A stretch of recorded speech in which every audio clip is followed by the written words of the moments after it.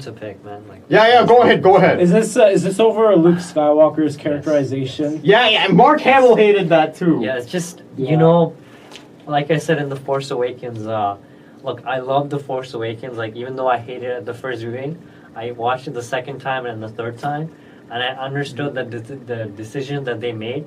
But there's still some things that bother me about The Force Awakens. One of them being that, look, yeah, it's a franchise, right? You know, episode 4, 5, 6. It struck a chord with me. We watched these movies as kids. So, you know, Luke Skywalker, Han Solo, Princess Leia, these guys are very important characters to a lot of people, to a generation of people. And the fact that in The Force Awakens, not a single scene was shared between these three, I think that was a missed opportunity, especially, you know, when Han Solo died. There should have been a scene where Luke Skywalker was there and Princess Leia was there. You know, it doesn't make sense. Why would Rey be there? Ren? Not Rey. Ray Okay. and Finn. You know, like Finn these and characters just knew them for 8 minutes. Yeah. Number one. And number two, and this is my biggest pet peeve with Force Awakens. You have the First Order. First Order. It's a formidable foe. We've been learning, and that guy Snoke. You know, these guys are. It's a villain. It's a bad guy.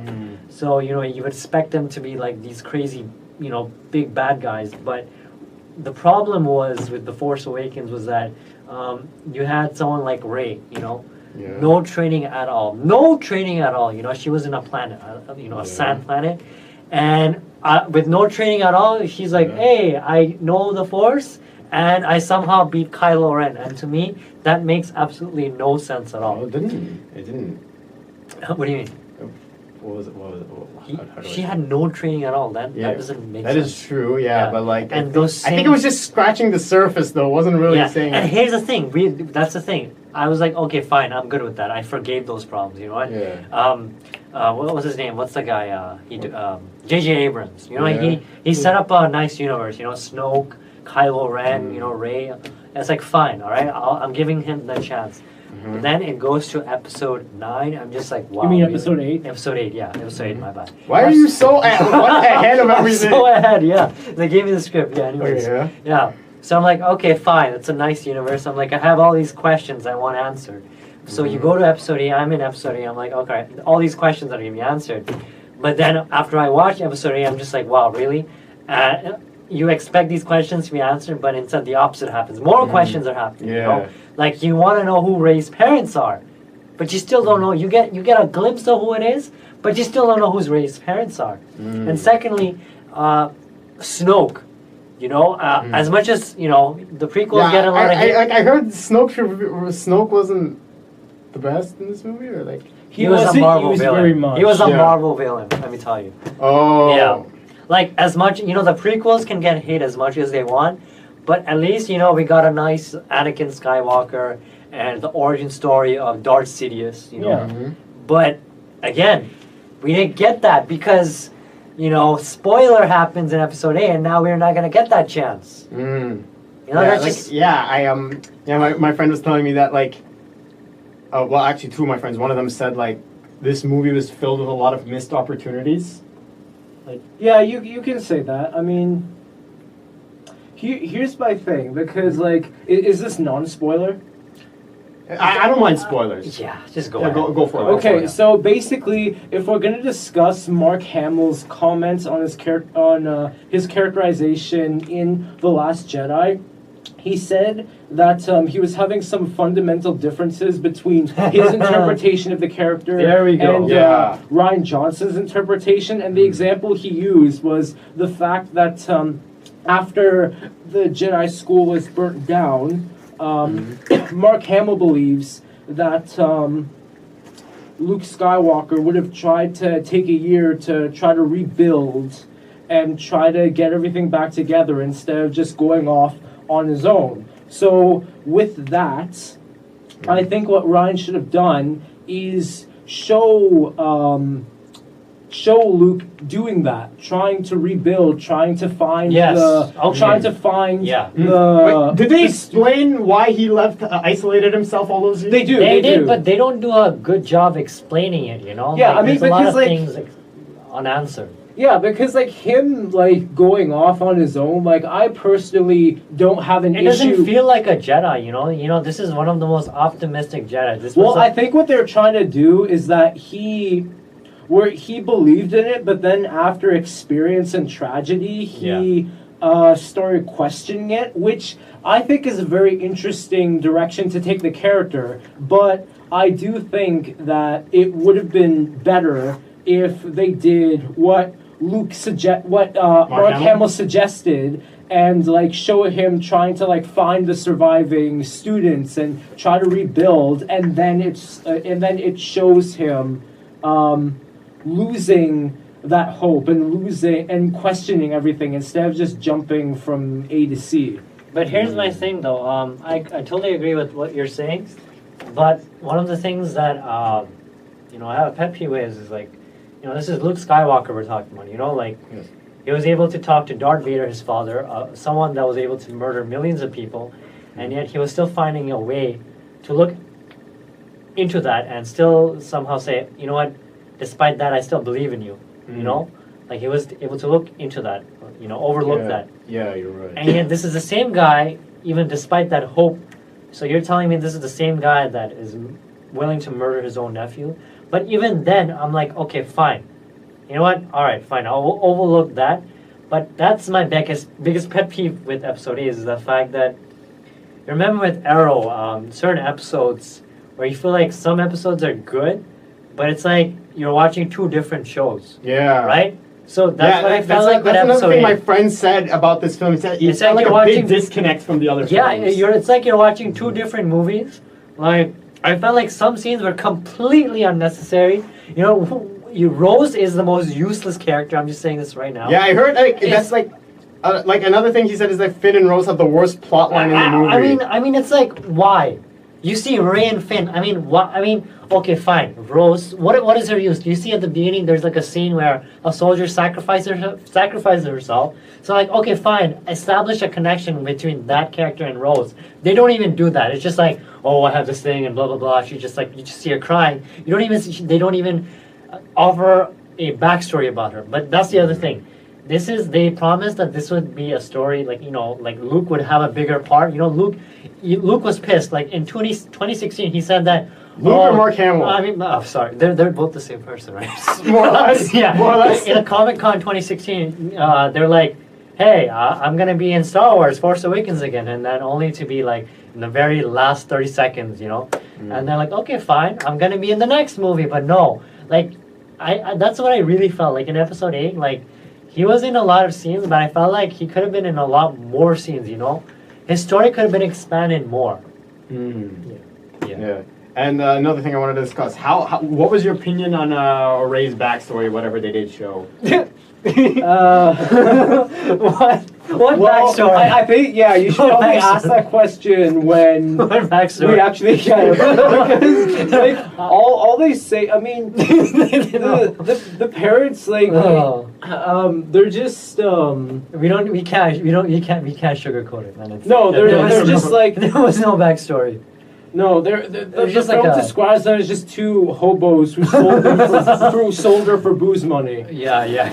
Their parents were just terrible people. Like, I mean, the thing is, like, they're like, if that's the final plan for her parentage, then they shouldn't have built up who her parents were in the first place. exactly, because you're gonna like hype us up like, oh, this is Ray, and you play that you know that epic music that plays, you know, yeah, you know, you're like, okay, Because in the scene that you find out, like, for me personally, I thought it was effective. yeah. But in the context of the scene, it worked very well. Yeah, and especially when you were getting hints, like especially they were doing that flashback thing with Kylo Ren and Rey. Mhm. You're like, okay, this can have they can play into this, you know? Yeah. What if Rey's the brother and sister? And then there's that scene where, you know, she's like, she's seeing like different versions of herself. Remember? And there's like an ice thing. She touches it, and she sees she's herself. So it could be the implication that, you know, she's somehow connected. She's like a clone or something, but we don't get that. We just get like a hint again. Like, again, this is the bigger question. Do you think this is because, remember when we discussed with the Justice League and Marvel, the one thing that Marvel has done is they have Kevin Feige, this one guy in charge of the entire universe, and because of that, they know they're 10 steps. There's more ahead. structure. Exactly, they know the Infinity War, and they know what exactly what's going on. Mm. But contrasting that with the Star Wars universe, where you have J.J. Abrams, and after that you have a completely different director, do you think that's part of the problem? Hmm. I don't know because You have two different directors with two different visions. Visions. yeah, but the thing is, like, all of the Lucasfilm still has Kathleen Kennedy overseeing Star Wars. So, and plus, you have to keep in mind that all of the Marvel films have different directors as well. Mhm. Yeah, that's true. But like, But they have one person to look over. like to James look Gunn, over. for example, Yeah. he has like Guardians of the Galaxy 1, 2, and soon to be 3, and like. But that is also a good point you make, because like I believe that there were different directors for each Captain America film as well. No. I mean, Like I know Joe and Anthony Russo directed Civil War. Yeah. They also Yeah. directed The Winter Soldier, Okay. but someone Soldier. else directed the first Avenger, Joe Okay. Johnson, Okay. I believe. Okay, so I see what you mean. Like, Okay, yeah, but like I can also see where you're coming from when you say Yeah. like two director visions. Like another example could be Justice League as well, because we had two directors working on the same movie, and the other director not knowing what to edit, what not to edit, what to Yeah. leave out, what not to So leave out. that is that is another example of conflicting interests right there. So like, By the way, there's hope. They said there's the extended cut of just yeah, but honestly, just 10 minutes. Don't get your hopes up. 10 minutes. Yeah, just Yeah, 10 honestly, minutes. this just feels so weird, because like I'll be angry if an extended cut doesn't come out, but if it does come out, I'll also be angry because like this should have been in the I movie. read an article where there's a real live protest going on in Warner Brothers Studios. Yeah, to release Yeah. the Snyder Cut. Yeah. What is this going on? I've never seen this It's like before. yeah, just war. Yeah. All right, so one more thing I want to discuss, ask you guys about The Force Awakens. So like Okay. another complaint my friend had was The Force Awakens or Last Jedi? Oh, Last Jedi. My bad. Sorry. So Yeah. you were bringing out how you felt like Rey learned how to use the Force too fast. So like Yeah. So that brings me to my question. What was your opinion on Princess Leia in this movie? I mean, Mhm. I'm satisfied with how they used her, but it raises some questions for Episode 9. Yeah, that's true. That is true. Especially since I heard they didn't. Can I spoil? Yeah. Yeah. Yeah, especially since I heard they didn't kill her off. They didn't kill her off, which I like. How are they gonna deal with this for Episode 9? Because more spoilers. Like, there's a scene where you think her character's killed off. Yeah. but She's Superman. She goes Superman. No, because like like, her ship is blown up and she's sucked out into space, and so like Yeah. you see her body floating, so you think, oh, that's the end. But then like she gains consciousness, and then she uses the Force to float herself back to another ship. So all this time she knew how to use the Force? Wait, so Jedis can breathe in space? I didn't know that. Maybe the Force gave them oxygen. I don't know. I don't know. Honestly. Brain Wow, fart, yeah. yeah, like I think the biggest complaint my friend had in the movie that this movie raised more questions than Yes, answers. and also here's another thing. The blatant disregard for the tone, I think, is just disgraceful. You see, in the Force Awakens, we were left with the cliffhanger, right? Like Rey is giving a Luke Saber's Luke Saber? A lightsaber! Skywalker. A lightsaber, yes! Oh God! All right. You good? Yeah. All right. Blooper. Yeah. All right. So Luke Skywalker is given a sword. So that's a Lightsaber! lightsaber, right? Yeah. So that's like okay, that's good. That's how Episode 8's gonna open. No, Episode 8, Luke Skywalker just takes a lightsaber and he just throws it, right? But that's just like one of the very scenes in the movies where you think that it's like a serious moment, but for some reason they just add some unnecessary humor. Let me just give you another example. Remember the movie when Finn's waking up and he has this like he's it's like a serious moment. He's like he wants to find Rey. It's like you can understand where he's coming from. He hasn't seen Rey for a long time. So for his character, it's an important plot point that he wants to search for Rey. But for some reason, they treat it as a humor point where he's walking and then his water is coming out. His water is. They're, you know, they. Oh, his bottles. Yeah, his bottles are coming out. So it's I'm just like, when he said his water was coming Am out, I like, supposed to be sad or am I supposed to be laughing? I'm just like. Oh, it's like one of those scenes where they they should have kept it serious. Yeah. It was like a Marvel moment. You know. You I felt mean, that's like a small complaint I had with some scenes in Thor Ragnarok. So like, I understand where you're coming from. That like a small complaint. But mainly, my main issue is the fact that you know it. I feel like a lot of the scenes, I feel like if they cut it, you know, and just focus on the other scenes and just explore those questions, you know, instead of raising more questions, it could have been a much better movie. So like, unlike the DC movies, instead of adding scenes, you should have cut it somehow. Yeah, the nice contrast. Yeah, but I would say what I like though is again, I really love Ray and Kylo Ren. That dynamic was my favorite part of the movie. Yes, okay, it's good to hear that. There's a scene, you know, where you know they're fighting side by side, and it's like you're watching Star Wars, Clone Wars in live action. That's cool. Really cool. That's cool. Yeah, it's really cool. And you know, I kind of feel bad for them because you know, they're such great actors, and I feel like they deserve better. You know, especially Mark Hamill. Yeah, especially Mark Hamill. And I also liked. Poe and the new commander that took charge. Like I liked where they went with that in the movie. A new commander in charge instead of Poe? No, well, like it'll make sense when you watch the movie, but you remember what I'm talking about, right? Yeah. I liked that part of the movie too. Yeah, and with Rose, like I saw where they were going. I mean, looking back, like but that kiss, it just what the hell, man? What I mean, between her and Finn?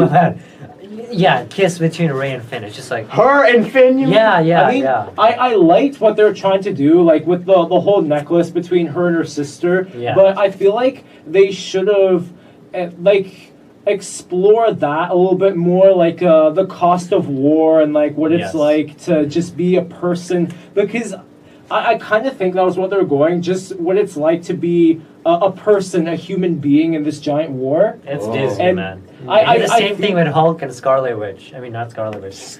Black Widow. Black Widow. Yeah. I feel like if they went in that direction with the Finn Rose side plot, it would have been a lot more compelling. Yes.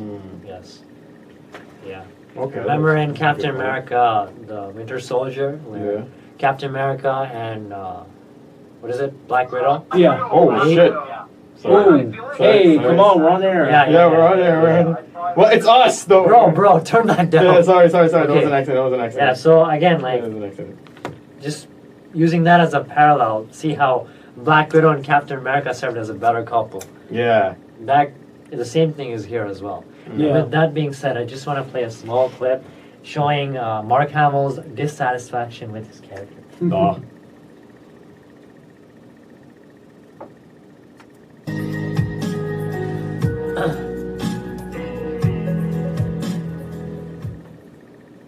Oh, well, no, I don't know if they kept secrets from me. Luke would never say that. It's the video. I'm sorry. Well, in this version, see, I'm talking about the George Lucas Star Wars. This is the next generation of Star Wars, so I almost had to think of Luke as another character. Maybe he's Jake Skywalker. He's not Luke Skywalker. That face. Wait, when is that? Is that actually when he's filming? Or? Yeah, this is like legit. Like he just wants to, like, you know. He's not my Luke Skywalker. He's not my Luke Skywalker. I said to Ryan, I said, Jedis don't give up. I mean, even if he had a problem, he would maybe take a year to try and regroup. But if he made a mistake, he would try and right that wrong. So right there, we had a fundamental difference. Is this guy? How did the most optimistic, hopeful character in the galaxy turn into this hermit who says it's time for the Jedi to end? I read that and I said, what? I mean, that's not what a Jedi does. I mean, a Jedi is optimistic. A Jedi has tenacity. He never gives up. He doesn't secrete himself on an island. But you'll see. The new trailer, Luke says it's time for the Jedi to end. That's terribly shocking. Yeah. I thought, I don't want to go there. I want to be the optimistic, hopeful one like before. But it's not my story anymore. It's somebody else's story. And Ryan needed me to be a certain way to make the ending effective. It certainly surprised me to hear Luke say it's time for the Jedi. So you get the general vibe. Yeah. Yeah. This is not his Luke. Just to add something here, I personally think that, I mean, obviously Mark Hamill has every right to have these opinions, but I do think that these are things that he should have tried to mediate with Rian Johnson in the moment. Yeah. Because, like, mentioning all this in interviews, like, it's bringing gratuitously bad press to the film. And I just think that even if this is how he feels, he should have.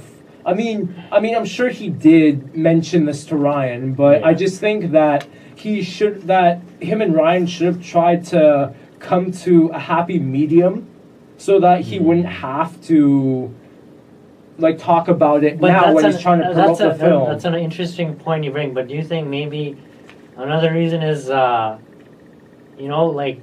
maybe it was the other way around. Maybe Mark Hamill wanted to discuss a lot, but Rian Johnson, maybe he just had a different vision, and he wasn't given the opportunity.